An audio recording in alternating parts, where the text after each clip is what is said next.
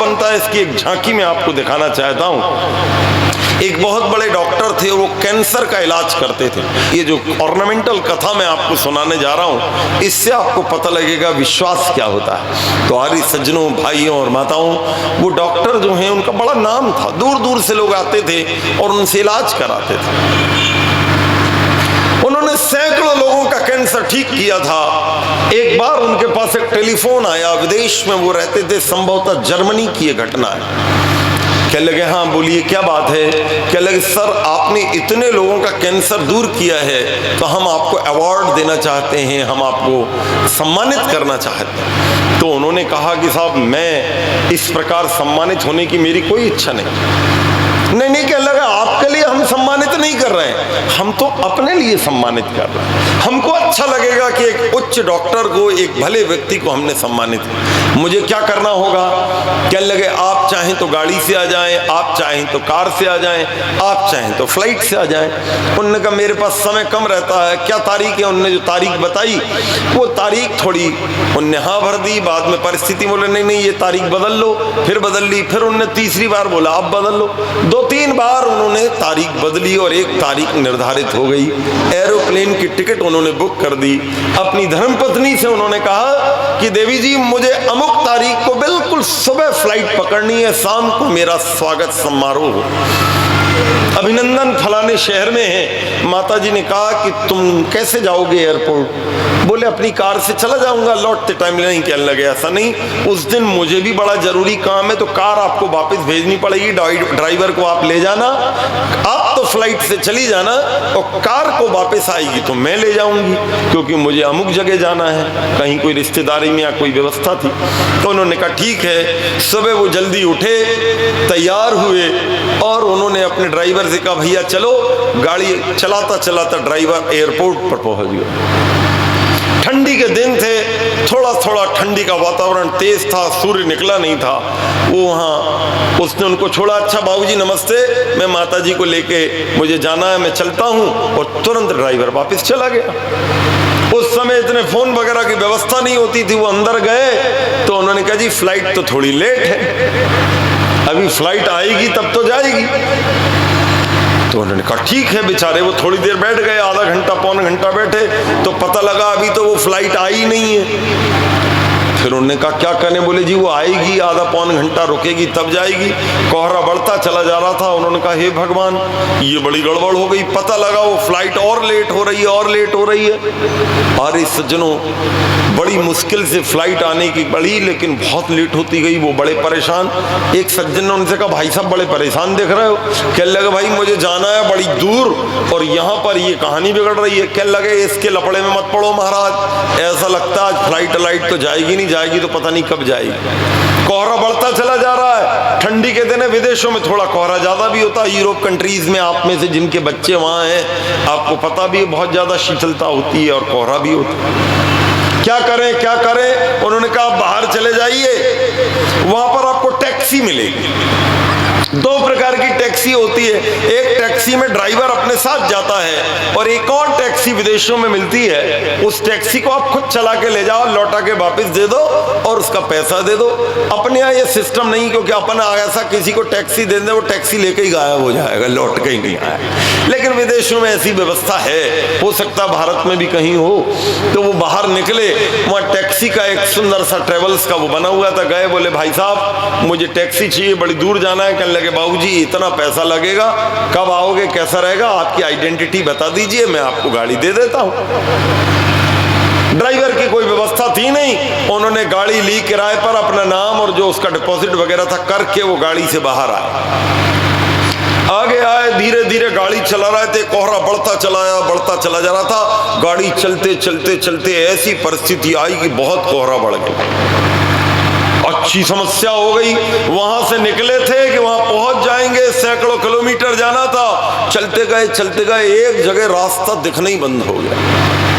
हालत इतनी बिगड़ गई, कोई पहचान नहीं, कोई आने जाने वाला नहीं, कुछ नहीं। और चलते चलते चलते वो मेन रोड से गाड़ी नीचे उतर गई।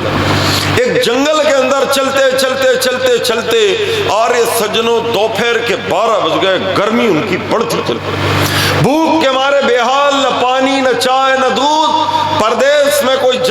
पहचान, गाड़ी सड़क से उतरते उतरते जंगल में चली गई। अब कुछ समझ में तो आए क्या करें। इतने में उन्होंने देखा गाड़ी बहुत गर्म हो गई है और एक जगह जाकर बहुत धाएं धाएं करके गाड़ी बंद हो गई। जैसे ही गाड़ी बंद हुई उन्होंने कहा हे भगवान, मैं थक भी गया और गाड़ी भी बंद हो गई, वो पता नहीं अवार्ड मिलेगा कि नहीं मिलेगा, जंगल में कहाँ फंस गए। इतने में उन्होंने ध्यान से देखा तो आगे एक मकान बना हुआ था, फूल से बड़े सुंदर उस पे लगे हुए थे, बेला लगी हुई थी। उनने गाड़ी से उतरे और अंदर गए, दरवाजा खटखटाया, अंदर से आवाज आई, कौन है? उन्होंने कहा कि बहन जी मैं 2 मिनट थोड़ा पानी पिला सकती हैं क्या? अंदर से एक माता जी आई, अरे भैया आओ अंदर बैठो बेटा, क्यों नहीं पियो ना पानी, क्या दिक्कत है? उनको बड़ा अच्छा लगा कि इस जंगल में जान ना पहचान माता जी ने मुझे पानी पिलाया।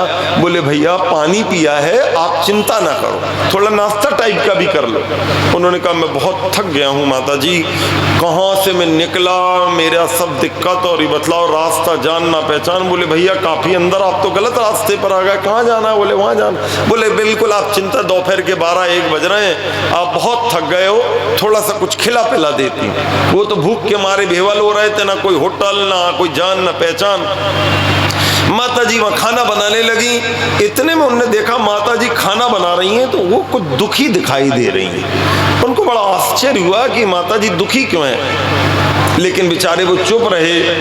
और उन्होंने माता जी ने खाना बनाया तो उन्होंने कहा कि आप भाई साहब भोजन कर लीजिए। बोले बहन जी आप भी भोजन कर लीजिए। बोले नहीं नहीं नहीं, बोले नहीं, आपसे मेरा आग्रह है, आप भोजन कर लीजिए। जैसे ही वो भोजन करने लगी तो माता जी ने ऐसे हाथ जोड़े तो डॉक्टर साहब ने कहा कि मैं भगवान को नहीं मानता। अच्छा कहने लगे नहीं कोई नहीं भाई साहब, आप नहीं मानते तो कोई बात नहीं। उन्होंने आंख बंद की और थोड़ी देर बुदबुदाई। इतने में उन्होंने ध्यान से देखा कि माता जी की आंखों से फिर पानी गिर रहा। उनको बड़ा आश्चर्य हुआ कि थोड़ी देर पहले खाना बना रही थी तब भी ये माता जी दुखी थी और अब खाने के पहले प्रार्थना कर रही तब भी रो रही हैं। उन्होंने डरते डरते कहा कि माता जी आपको मैंने रोते हुए देखा, क्या बात है, आप इतनी दुखी क्यों हो रही हैं? तो उन्होंने कहा नहीं नहीं भाई साहब कोई बात नहीं। कहने लगे माता जी जब मैंने आपने मुझे भाई कह दिया और मैंने आपको बहन कह दिया तो इतना तो आप अधिकार दीजिए कि मैं आपसे ये पूछ सकूं कि बात क्या है, आप क्या कह रही हैं? कहने लगे मैं भगवान से 2-3 दिन से कुछ मांग रही हूँ। अरे बोले माता जी कैसा भगवान हो, क्या मांग रही हो? कह लगे नहीं भाई साहब कोई बात नहीं, मैं बहुत परेशान चल रही। अरे बोले क्यों परेशान हो माता जी बताइए ना। कहने लगे मेरे बेटे की तबीयत बहुत खराब है। अब उनको क्या मालूम ये डॉक्टर है। बोले कहाँ है आपका बेटा? कहने लगे वो तो अंदर है। क्या माता जी क्या हो गया उसको? वो गए, लड़के की हालत बड़ी गंभीर थी और उसको कैंसर नाम की बीमारी थी। माता जी से उन्होंने कहा माता जी ये लड़के की हालत इतनी खराब है, आपने डॉक्टर को नहीं दिखाया? कहने लगे भैया मैं छोटे से गांव में रहती हूँ, इसके पिताजी तो है नहीं और मेरा दुनिया में कोई नहीं है, तो मैं बार बार भगवान से प्रार्थना कर रही थी, हे भगवान वो जो कैंसर के बहुत बड़े डॉक्टर हैं मैं उनके पास जाना चाहती हूँ, ऐसी व्यवस्था कर दो कि मैं उनके पास चले जाऊँ। डॉक्टर साहब को काटो तो खून नहीं। उनका हे भगवान, उनको याद आया कि जब मेरे को पहली बार फोन आया था कि हम तुमको अवार्ड देना चाहते हैं तब दूसरी तारीख निर्धारित हुई थी, दूसरी बार वो डेट बदली, तीसरी बार डेट बदली, मुझे एक दिन पहले बुलाने की जगह उन्होंने उसी दिन की फ्लाइट मेरी बुक की। जिस दिन फ्लाइट बुक की उसके पहले भी कोहरा नहीं था, उसके बाद भी कोहरा नहीं था, उसी दिन कोहरा आया।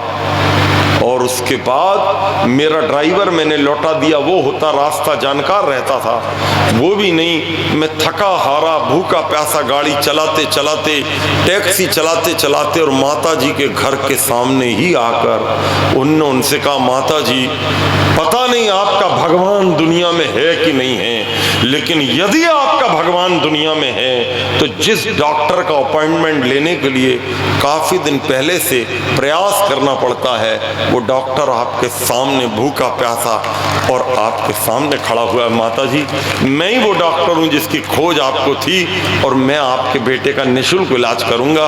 उन्होंने उसका थोड़ा बहुत प्रिस्क्रिप्शन दिया उसको, जो उनके पास फर्स्ट एड था उन्होंने दिया, उसके बाद अपना कार्ड दिया और कहा माता जी मैं जा रहा हूँ अवार्ड लेने, लेकिन ध्यान रखना माता जी, आपकी पावन भक्ति ने एक नास्तिक डॉक्टर को आस्तिक बना दिया है। और आस्तिक बनकर माता जी को प्रणाम करके डॉक्टर गए। उसके बाद पूरा कोहरा समाप्त हो गया था, वहाँ इनको अवार्ड मिला। अवार्ड से वो लौट कर आए तो जिंदगी भर के लिए वो आस्तिक बन गए थे।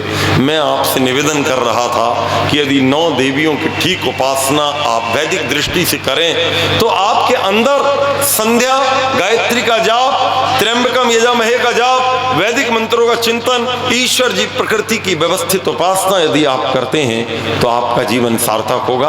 अपनी घड़ी मिलाइए, जितने समय की आपने कल्पना की थी वो यहाँ पूरा होता है। ओम शांति ही शांति ही।